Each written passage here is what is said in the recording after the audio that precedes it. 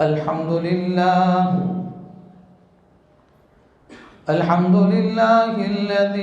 Lump यज़ल व ला यज़ालु हय्यन क़य्यूमा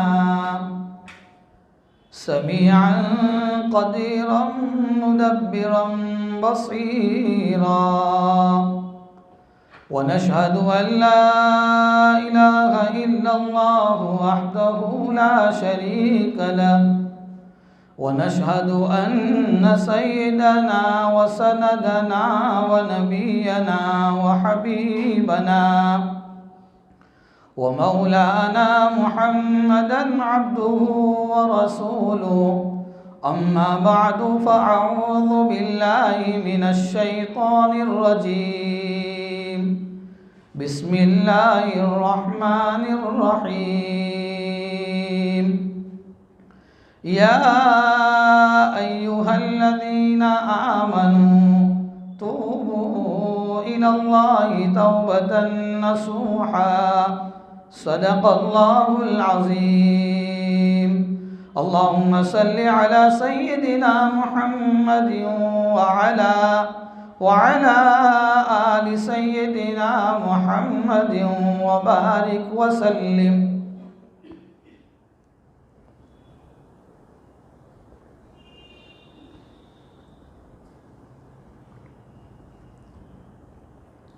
हक़ ताला जल्ले शानहू ने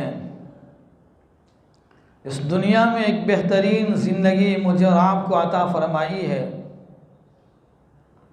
ये ज़िंदगी मेरे भाइयों बहुत कीमती है। इस ज़िंदगी गुजारने के दो रास्ते हैं।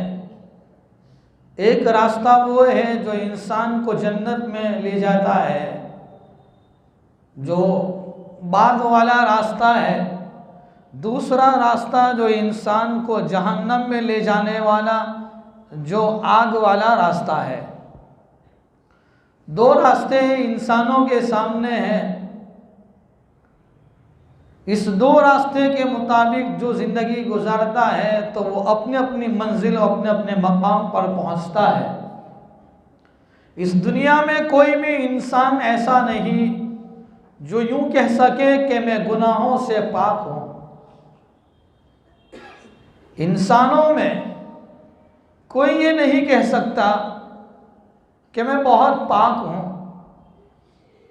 अंबिया किराम अलैहिमुस्सलातु वस्सलाम के अलावा दुनिया में जितने भी इंसान हैं, मैं और आप हैं, दुनिया की चमक दमक, दुनिया की रंगरेलिया और दुनिया की हिर्स व हवास ने हमारे कल्ब को ऐसा सख्त कर दिया है, हमारे कल्ब को ऐसा पत्थर की तरह कर दिया है कि दीन की कोई बात हमारे कल्ब में असर नहीं करती। इसलिए हज़रत हसन बसरी रहमतुल्लाह अलैह के ज़माने में एक आदमी उनके पास गया और कहा कि हज़रत, दीन की बड़ी बातें सुनते हैं लेकिन दिल असर नहीं करता, शायद हमारा दिल सो गया है। फरमाया नहीं, दिल सोया नहीं है। जो आदमी सो जाता है उसको थोड़ा झंझोरा जाए, उसको थोड़ा बेदार किया जाए, थोड़ी हरकत दी जाए, वो बेदार हो जाता है, जाग जाता है। जैसे घरों के अंदर हम सोते हैं तो कोई बर्तन की आवाज़ आती है, छोटे बच्चे के रोने की आवाज़ आती है, या थोड़ा पाँव का अंगूठा पकड़ कर उसको हिलाया जाता है तो बेदार हो जाता है।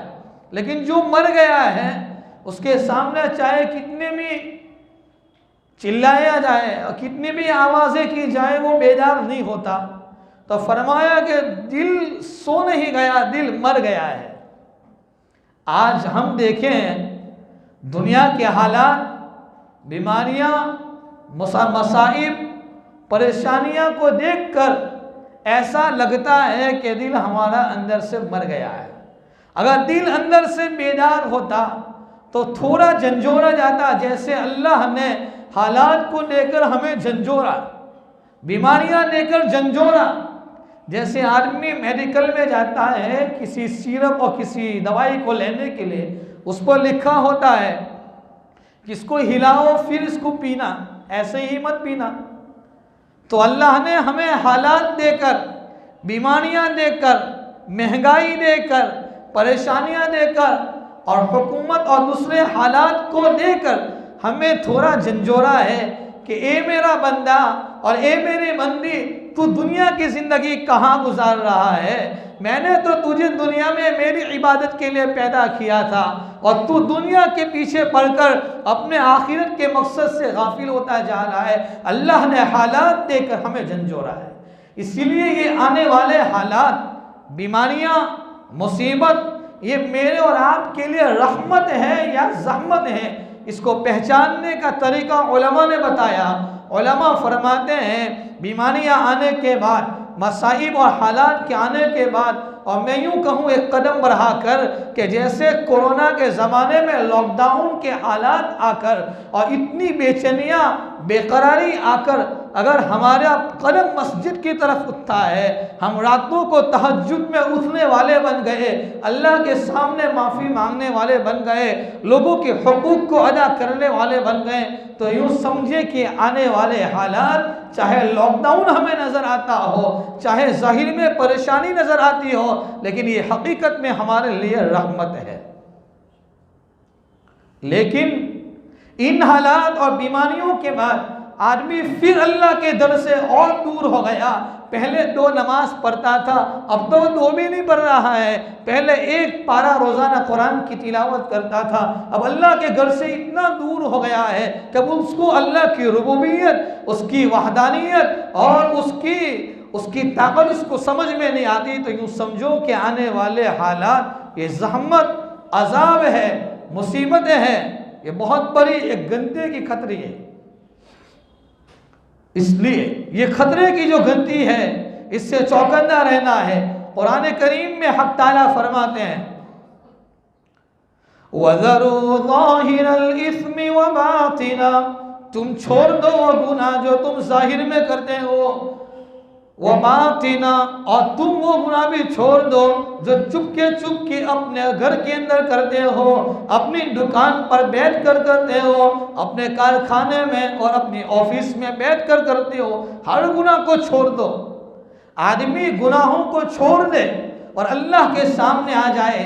इसीलिए जनाब नबी करीम सल्लल्लाहु ताला अलैहि वसल्लम ने अब्दुल्ला इब्न उमर रज़ी अल्लाह ताला अन्हु के मोंढे पकड़ कर फरमाया थे, अब्दुल्ला कुन फी दुनिया कान्नका गरीबुन औ आबिरु सबील, दुनिया में ऐसी जिंदगी गुजारो जैसे रास्ता चलता हुआ मुसाफिर जिंदगी गुजारता है।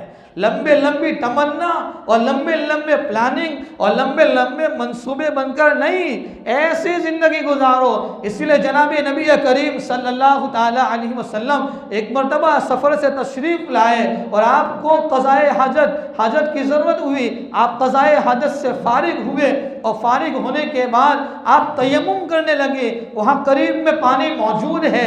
सहाबाए किराम ने कहा, अल्लाह के नबी पानी करीब में मौजूद है, फिर आप तयम्मुम क्यों करते हैं? अल्लाह के नबी ने कहा कि मुझे मेरी ज़िंदगी पर इतना भरोसा नहीं है कि मैं वहाँ जाकर पानी से वुज़ू कर सकूँ।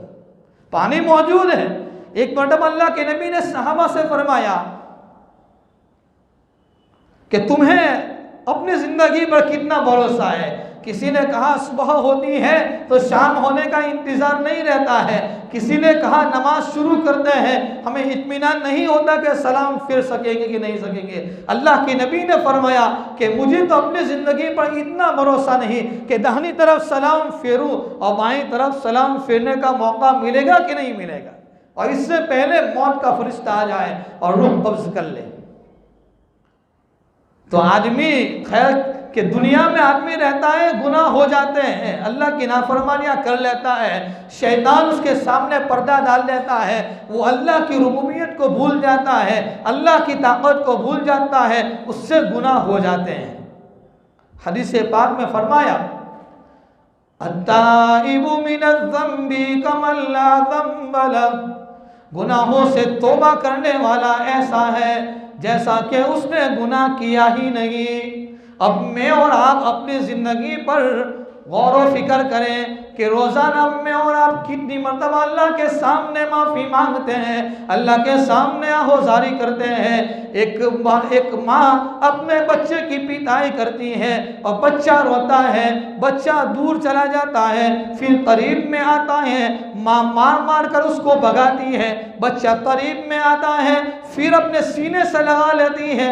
बच्चा कहता है, ओ मेरी माँ, तू चाहे मुझे मेरी कितनी भी पिटाई कर ले, चाहे कितनी भी मुझे मार ले, लेकिन मेरी माँ, मैं कहीं भी चला जाऊंगा तेरी ममता नहीं मिलेगी। खाना मिल जाएगा, रात का क़याम मिल जाएगा, सब कुछ मिल जाने के बाद ओ मेरी माँ, तेरी ममता, तेरी मोहब्बत नहीं मिलेगी। हम भी अल्लाह के सामने यही अर्ज करेंगे, ए मेरे प्यारे रब, ओ मेरे मालिक, दुनिया के धक्के खा खा कर, दुनिया वालों के पैर पकड़ पकड़ कर और दुनिया वालों के सामने आहोजारी करते करते अब तेरे दर पे आए हैं। उस रब ने हमें जुमा का मुबारक दीन अता फरमाया है, मुबारक घड़ी अता फरमाई है कि हम अल्लाह के सामने ऐसी माफ़ी मांगे।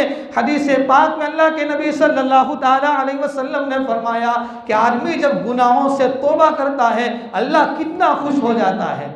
मिसाल फरमाई हदीस पाक में कि एक आदमी सफ़र में जा रहा है और उसकी उतनी पर उसका टिफिन और खाने का सामान है, वो जा रहा है, लंबा सफ़र है, जंगल है, चटियल मैदान है, और लंबा सफ़र करते करते थक गया, किसी दरख्त की टहनी में वह ठहर गया और थोड़ी देर के लिए आराम करने के लिए अपनी ऊँटनी से नीचे उतरा है। उसकी आंख लग गई, थोड़ी देर के बाद देखा ऊँटनी गुम हो चुकी है, खाने का सामान कोई ले गया है।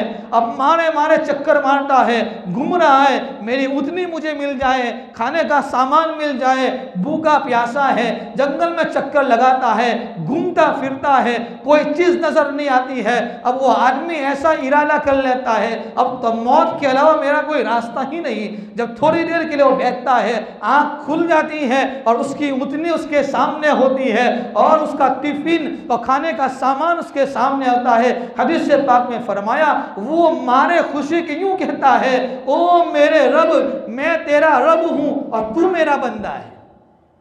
उसको कहना चाहिए था कि मैं तेरा बंदा हूं, तू मेरा रब है। वो यूं कहता है कि मैं तेरा रब हूं, तू मेरा बंदा है। मारे खुशी के जितना ये अल्फाज बोल लेता है, मालूम ये हुआ है जो आदमी अल्लाह के सामने आ जाता है, माफ़ी मांगता है, अल्लाह के सामने आहोजारी कर लेता है, अल्लाह ताला बंदे की तौबा को कबूल करने पर कादिर है। वो कबूल करने के लिए इंतज़ार कर रहा है। एक घर के अंदर रहने वाला एक बूढ़ा किस्म का आदमी जिसके अंदर चलने में ताकत नहीं है, खांसी कर रहा है और बीमारियों में लटपट है, नवासा भी घर से निकाल रहा है, बेटा भी घर से निकाल रहा है और पोते और पोतियां भी घर से निकाल रहे हैं। वो अपनी लकड़ी के सहारे चलता चलता चलता मस्जिद के किनारे पर आ जाता है।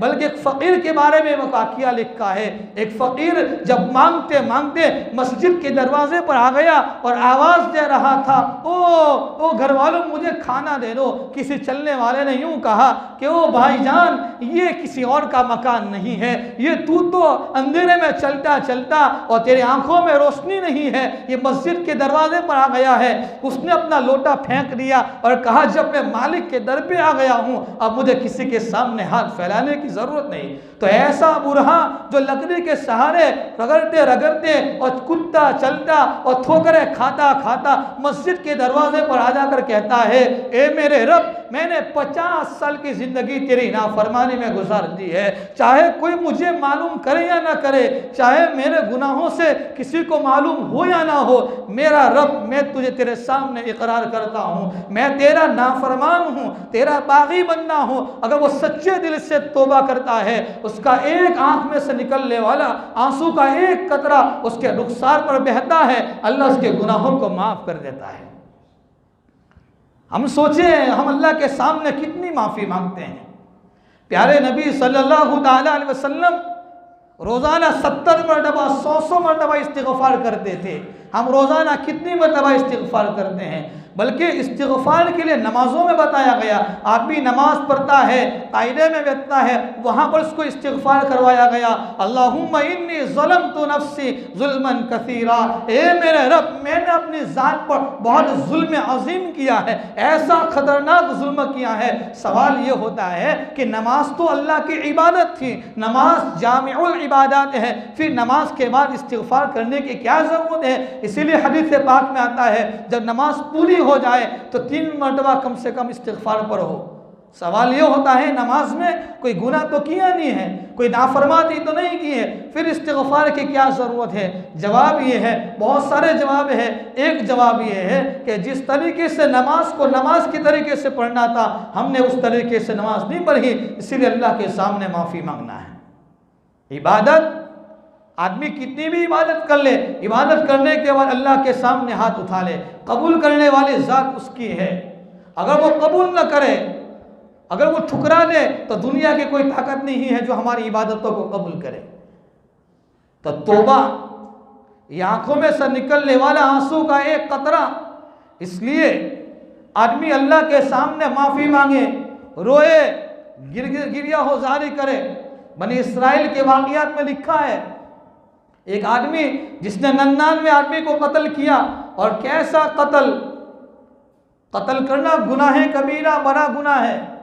99 आदमी को कत्ल करने के बाद जब वो जाता है, रास्ते में कोई मिल जाता है और फिर वो भी कहता है आपकी माफ़ी की कोई तरतीब नहीं है, कोई रास्ता नहीं है, वो उसको भी कत्ल कर देता है और 100 को मुकम्मल करने के बाद चलता है। अल्लाह ज़मीन को हुक्म देता है, ज़मीन तंग हो जाती है और उसकी रूह निकल जाती है। अल्लाह के रहमत के फरिश्ते उसकी रूह को कब्ज़ कर लेते हैं। मैं यूँ कहना चाहता हूँ, जो आदमी माफ़ी के इरादे से चलता है, अगर रास्ते में मौत आ जाती है, इसलिए याद रखो, दुआ के लिए, माफ़ी मांगने के लिए और अल्लाह के सामने रोने के लिए कोई वक्त मुतय्यन नहीं है कि रात को 12 बजे उठेंगे उसके बाद ही अल्लाह से माफ़ी मांगेंगे। नहीं, आदमी उठते बैठते चलते फिरते अल्लाह से माफ़ी मांगता रहे, इस्तिग़फ़ार की कसरत करता रहे।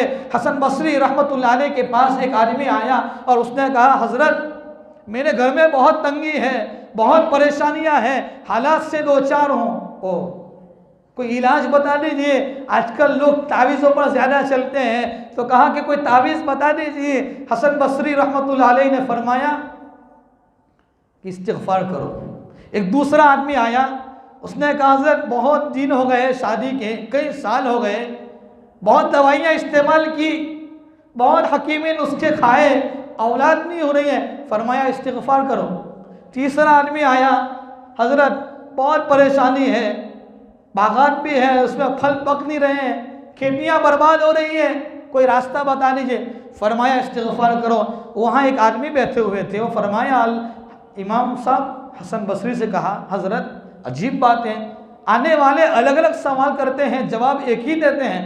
फरमाया मैं नहीं कहता हूँ, कुरान कहता है, फ़क़ुल तुस्तग़फ़िरू रब्बकुम इन्नहु कान गफ़्फ़ारा युरसिलिस समाअ अलैकुम मिदरारा व युमदिदकुम बिअम्वालिन व बनीन व यजअल लकुम जन्नातिन व यजअल लकुम अनहारा। इस आयत की तरफ इशारा करके बताया, ये मैं नहीं कहता हूँ, कुरान कहता है। आज रोज़ी की तंगी के लिए मारे फिरते हैं, तावीज़ तलाश करते हैं, नुस्खे तलाश करते हैं, फ़ोन कर दिया मौलवी साहब को वजीफ़ा बता दीजिए ना कि इतनी बड़ी तावीज़ लगाने के रोज़ी में बरकतें हो जाए।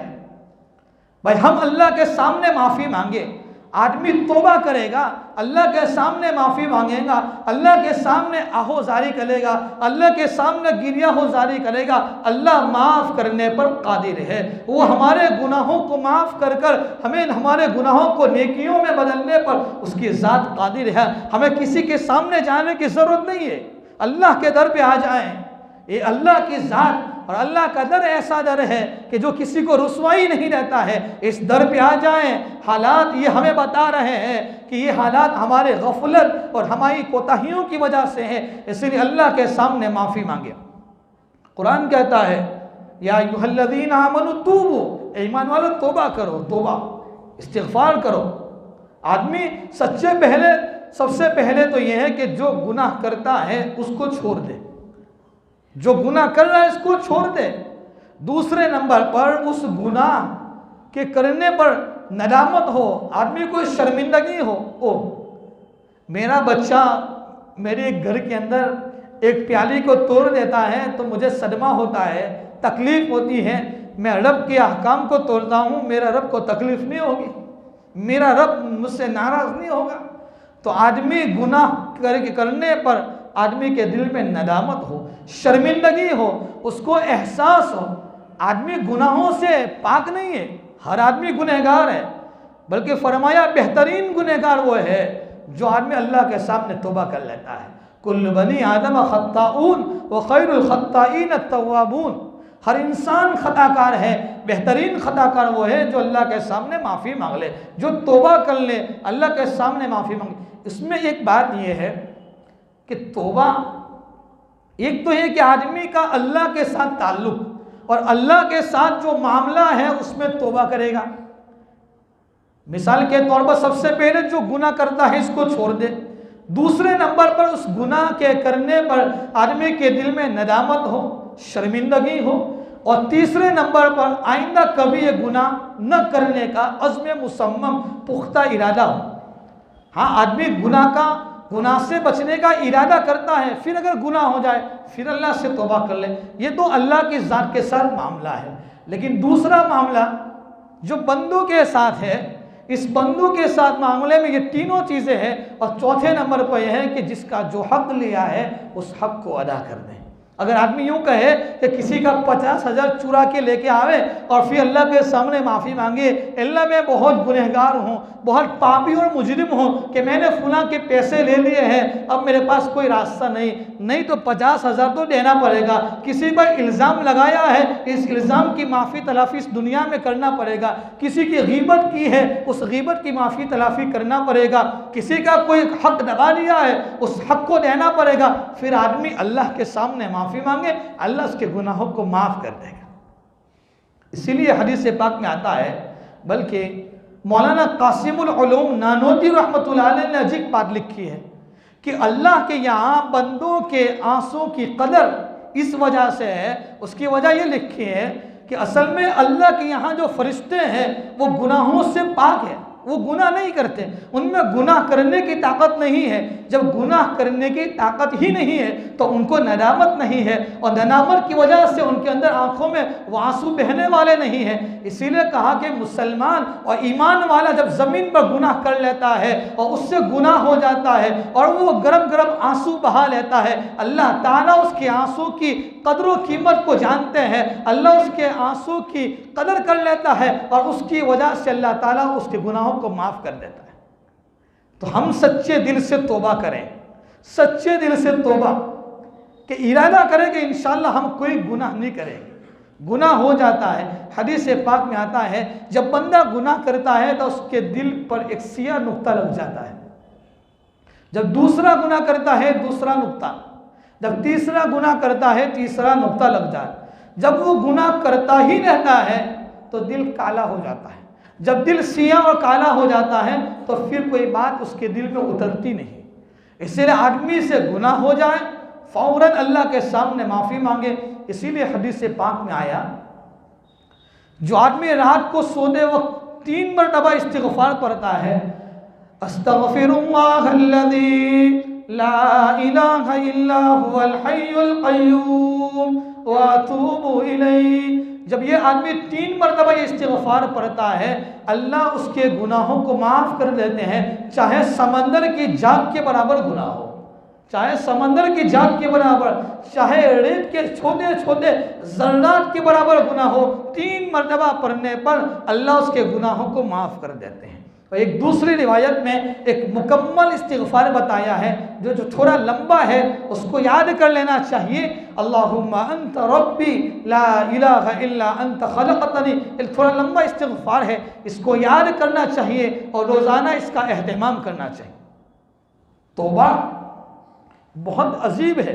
अल्लाह ताला ने अपने बंदों से राबता कायम करने के लिए कि बंदों का ताल्लुक़ अल्लाह से इतना मजबूत हो जाए, इसलिए कुरान करीम में दूसरी जगह फरमाया ला तक़नतू मिन रहमतिल्लाह, अल्लाह की रहमत से ना उम्मीद मत हो, ए मेरे बंदे, जब तू गुनाह कर लेता है और तू यूँ समझता है कि तुझे माफ़ करने वाला कोई नहीं होता है और तू मारे मारे फिरता है, तुझे मारे मारे फिरने की ज़रूरत नहीं है, चक्कर खाने की ज़रूरत नहीं है, इधर उधर किसी के पैर पकड़ने की ज़रूरत नहीं है, किसी के सामने हाथ फैलाने की ज़रूरत नहीं है। चाहे तू अपनी दुकान पर हो, अपने खेत में हो, अपनी गाड़ी में बैठा हो, अपने घर में बैठा हो, अल्लाह के सामने हाथ उठा ले, अल्लाह के सामने हाथ उठाकर सच्चे दिल से तौबा कर ले। वो मेरा और आपका रब हमारे गुनाहों को माफ़ करने पर कादिर है।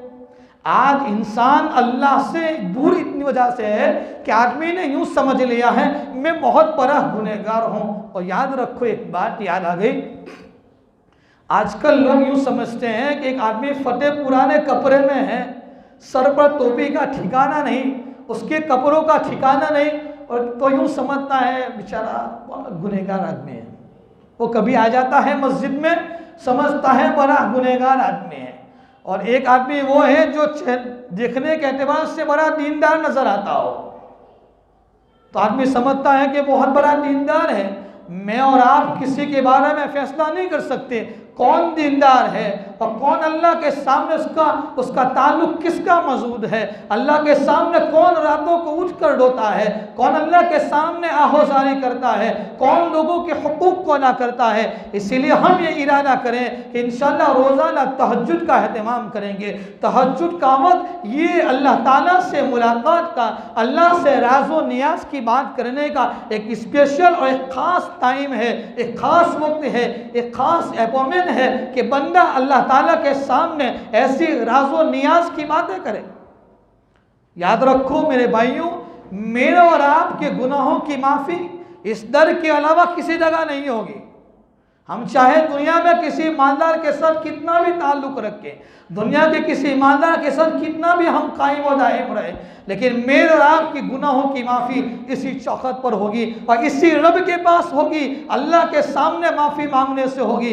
आदमी सच्चे दिल से तौबा करता है, अल्लाह उसकी तौबा को कबूल कर लेता है। दो आंसू अल्लाह के यहाँ बहुत कीमती है। एक और हदीस पाक में आया है, एक तो वो आंसू, दो कतरे अल्लाह को बहुत महबूब है। एक वो कतरा जो ईमान वाले की आंखों में से जो गर्म गर्म आंसू निकलता है और नदामत की वजह से निकलता है, अल्लाह के यहाँ उस कतरे की बड़ी कदर व कीमत है। और दूसरा वो कतरा जो अल्लाह के रास्ते में जिहाद करने की वजह से खून का कतरा ज़मीन पर गिरता है, अल्लाह के यहाँ उसकी बहुत बड़ी कदर व कीमत है। हम अपने आंखों में से निकलने वाले आंसू, इसीलिए तो फरमाया है कि जब बच्चा दुनिया में रोता आता है तो रोता आता है पैगाम देता है, ये दुनिया वालों तुम क्यों रोते हो और तुम क्यों अपनी ज़रूरियात के लिए मारे मारे फिरते हो। मैं रोकर इस दुनिया में आया हूँ, मेरी ज़रूरत अल्लाह ने तुम्हारी वजह से पूरी फरमाई है, तुम्हारे ज़रिए पूरी फरमाई है। हम दुनिया वालों के पास क्यों रोएं, अल्लाह के सामने आकर रोकर हम अपनी ज़रूरत को पूरा कराएंगे, हम अल्लाह के सामने माफ़ी मांगेंगे। इसीलिए हदीस से पाक में आता है, आदमी कोई भी काम करे सबसे पहले अल्लाह के तरफ आए। आदमी यह क्या करता, बीमार होता है पहले घर में दवा तलाश करता है कोई पैरासीटामोल, कोई दवाएं हैं, कोई स्टॉपेक्स सर के दर्द की। जब उससे अच्छा नहीं होता तो गांव के डॉक्टर के पास, फिर किसी और के पास। जब सारी जगह से मायूस हो जाता है, डॉक्टर कह देता है अब ये उसकी ये घड़ी खतरे में है, वो नाउमीद हो जाते हैं। फिर किसी मौलवी साहब के पास जाते हैं।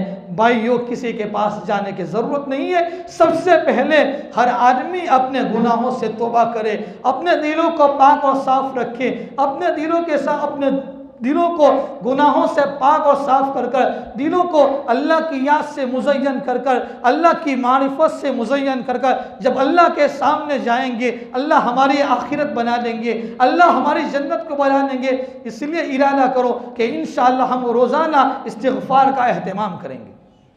हम सोचें, हम ग़रीबान मुहासबा करें, रोज़ाना कितनी मरतबा इस्तिग़फ़ार करते हैं, रोज़ाना कितनी मरतबा, कम से कम 300 मरतबा रोज़ाना इस्तिग़फ़ार करना चाहिए।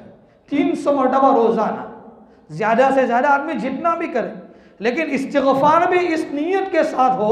उलमा ने लिखा है जब आदमी पढ़ता है अस्तग़फ़िरुल्लाह, यहाँ तो तस्बीह घूमती है और दूसरे से बात करता है, तो ये इस्तिग़फ़ार कहाँ हुआ। ये इस्तिग़फ़ार पर शैतान भी हंसता है एक ऐसा इस्तिग़फ़ार करता है, ये इस्तिग़फ़ार खुद इस्तिग़फ़ार का मोहताज हो जाता है। इस इस्तिग़फ़ार के लिए दूसरे इस्तिग़फ़ार की ज़रूरत, इसलिए याद रखें और ये पैगाम लेकर जाए, इंशाअल्लाह रोज़ाना हम कम से कम 300 मरतबा इस्तिग़फ़ार का एहतमाम करेंगे। दूसरे नंबर पर है आदमी अल्लाह के सामने तौबा के लिए कम से कम 10 मिनट तो निकालें। हम सोचें, हम अपनी ज़िंदगी का मुहासबा करें। बयानात बहुत हुए और हो रहे हैं, हम अपनी ज़िंदगी का मुहासबा करें कि रोज़ाना मैं कितनी मरतबा अपनी बीवी को टाइम देता हूँ, अपने बच्चों को वक्त देता हूँ। तो हम सबको वक्त देते हैं, अपने दोस्तों के साथ मजलिसों में मैं मेरे रब को कितना वक्त देता हूँ। हमारा कच्चा चिट्ठा हमारे सामने आ जाएगा कि हमारी ज़िंदगी कहाँ गुजर रही है। हम 10 मिनट भी अल्लाह के सामने इस तरीके से माफ़ी मांगे कि उस वक्त हमारे साथ तीसरी कोई चीज़ ना हो, तब जाकर हालात सुधरेंगे, हालात बदलेंगे। सिर्फ लोगों के सामने चिल्लाने से और ज़बानों के तस्करे करने से हालात नहीं सुधरेंगे, बल्कि अल्लाह के सामने आना पड़ेगा। तो दूसरे नंबर पे है रोज़ाना कम से कम 10 मिनट। नंबर 3, आदमी रोज़ाना सदका और खैरात का एहतमाम करे। बल्कि मैं तो यूँ कहता हूँ कि सदका और सदका देने के लिए किसी गरीब को तलाश करते हैं तो आदमी मिलता नहीं है। हम यूँ करें, अपने घर के अंदर एक छोटा सा डिब्बा रखें और उसके अंदर रोज़ाना सदक़े के पैसे डाल दिया करें। जब एक रकम अंदर में हो जाएगी जमा, उसके ज़रिए से किसी गरीब का काम बन जाएगा। कोई अस्पताल में उसके दवाई के इलाज के लिए तड़प रहा होगा और दवाई के पैसों के लिए मारे मारे फिर रहा होगा, हमारे 1 महीने के सदक़े की रकम से किसी न किसी की 2 दिन की दवाई तो आ जाएगी। ये है, ये अमाल है करने के। ये रोज़ाना सदका देने का एहतमाम और रोज़ाना कुरान करीम की तिलावत का एहतमाम। आज हमारे ज़िंदगियों में से कुरान करीम की तिलावत छूट गई, इसीलिए इरादा करें रोज़ाना हम कम से कम इंशाअल्लाह 1 पारा तो रोज़ाना कुरान की तिलावत करेंगे।